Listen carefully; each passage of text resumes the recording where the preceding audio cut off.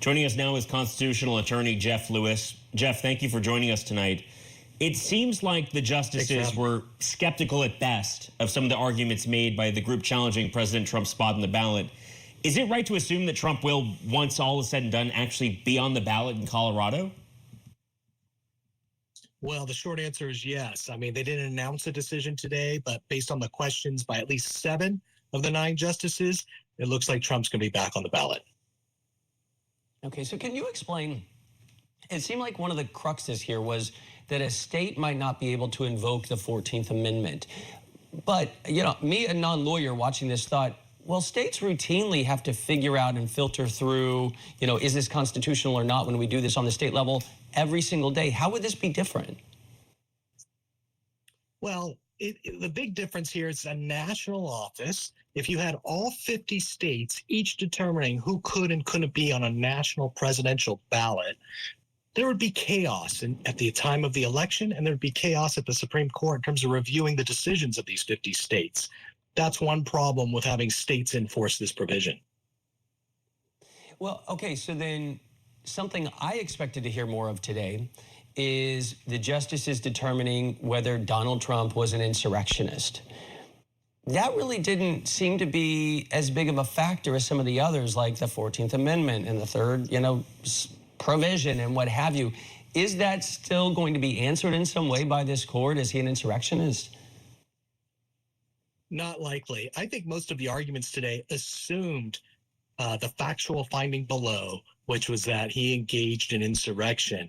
And to the extent they were arguing in court today, they were arguing about legal issues, like when is the right time to raise this issue in terms of disqualifying him, whether it should be the state or the federal government, and whether it even applies to appearing on the ballot as opposed to being sworn into office.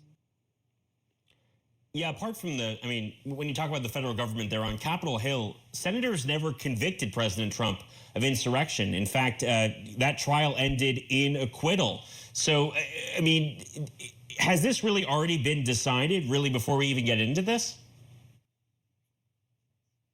Oh, I wouldn't go that far. If you may recall, one of the defenses in the impeachment trial was, hey, after I leave office, you can convict me criminally. So I'm not sure that argument flies. But I will say this.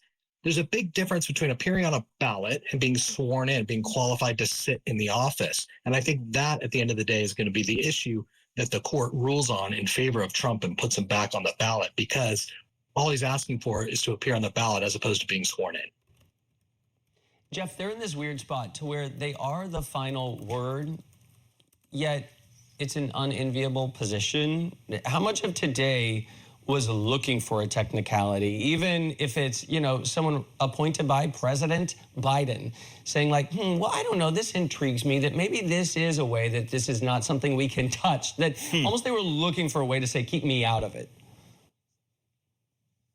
Well, you're right. They are in an unenviable position because they took this case. It's a lose-lose no matter which way they rule. If they put Trump on the ballot, half the country will be critical. And if they leave him off the ballot, half the country will be critical. So I don't think there's a technical way of avoiding the question of whether or not the 14th Amendment applies here. What they can do is kick the ball down the road and say, hey, maybe the time to determine this is when Congress is certifying next January the election and the results, and determine at that time whether 2/3 of Congress should remove the disqualification and certify Trump as the winner. So they might be just deferring and delaying resolution.